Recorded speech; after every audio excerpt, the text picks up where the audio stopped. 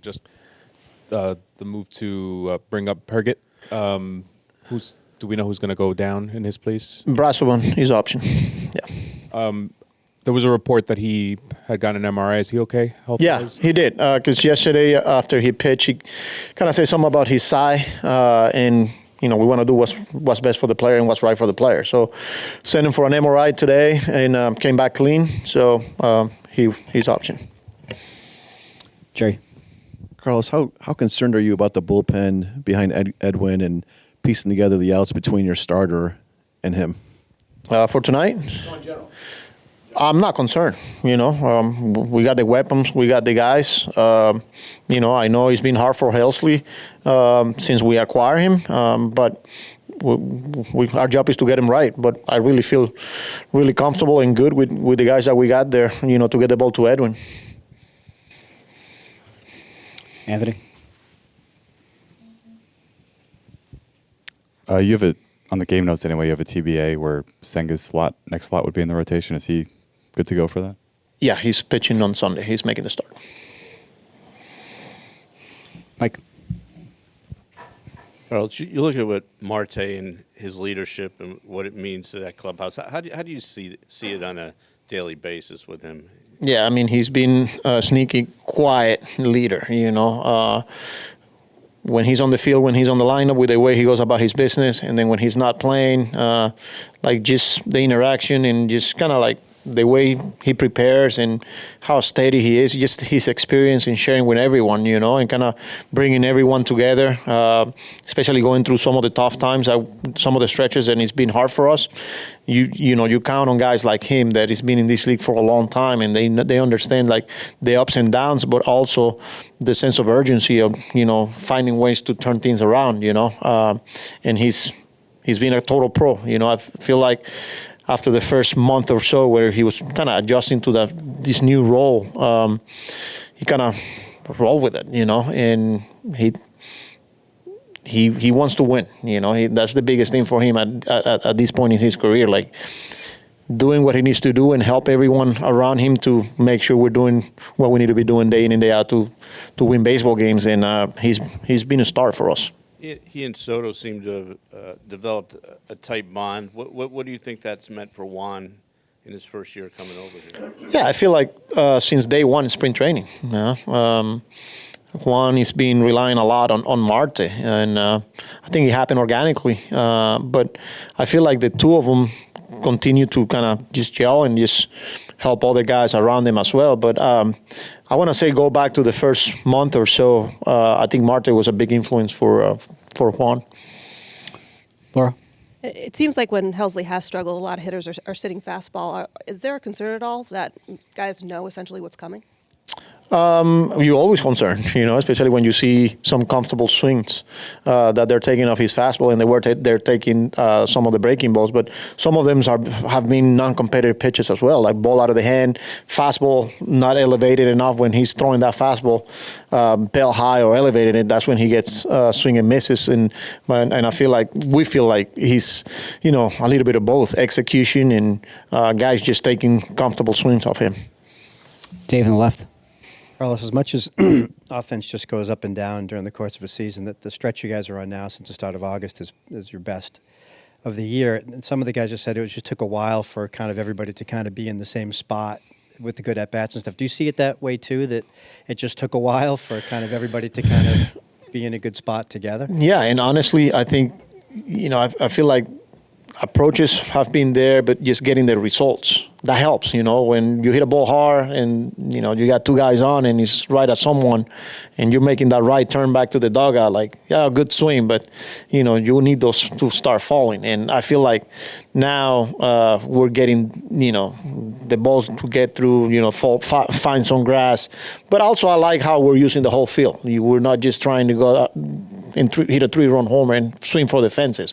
Sometimes we chase quite a bit, but I feel like now, it's contagious.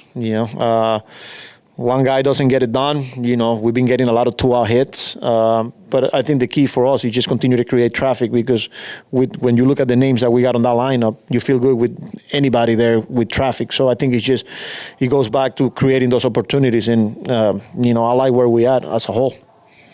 Manny on the right.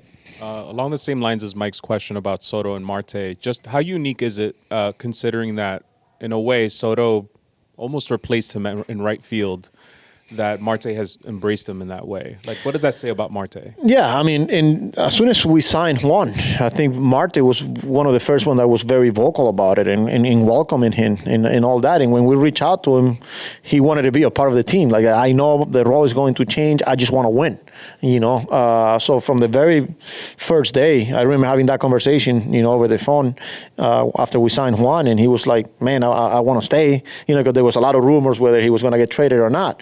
And, I'm up for whatever. So here he is. We're in September, August, and, he's a big part of this team.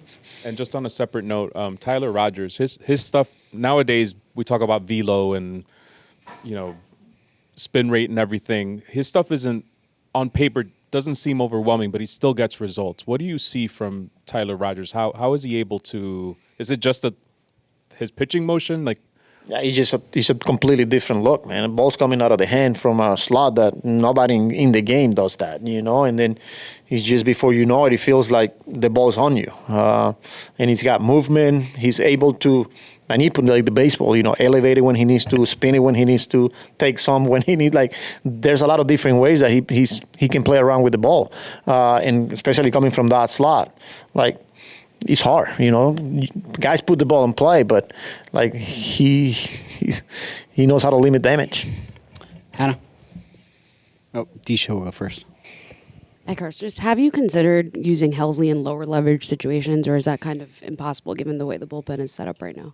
Yeah, I mean, you try and put guys in some of the best positions, but I don't know, low leverage, like.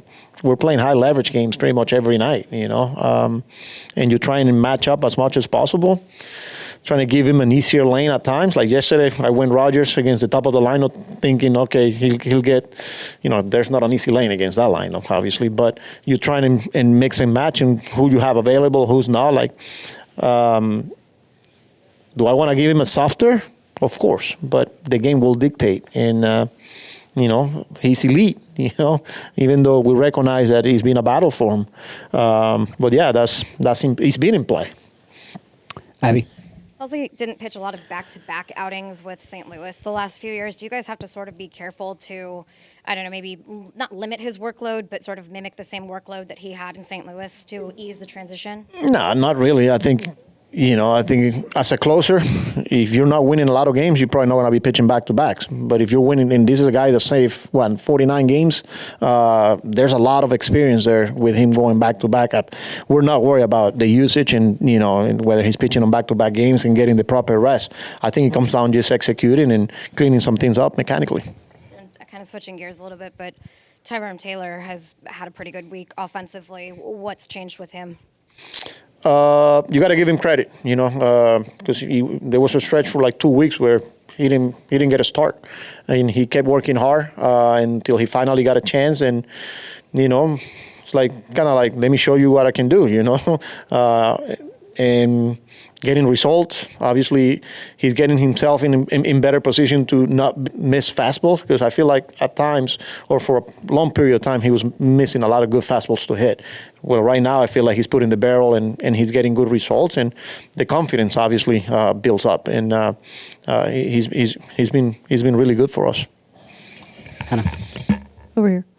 You mentioned the 2-out hits. Guys talk about a 2-strike approach. Is there such a thing as a 2-out approach? That's something the team has been really good at all year, and then especially now that the offense is going right? No, I wouldn't say whether it's 2-out. I think it's just having the understanding what the pitcher's trying to do to you and just not trying to do too much, which leads to making some good swing decisions, getting good pitches to hit, just thinking short, more like line drive, hard ground balls. And we got a lot of different type of hitters that are capable of doing that.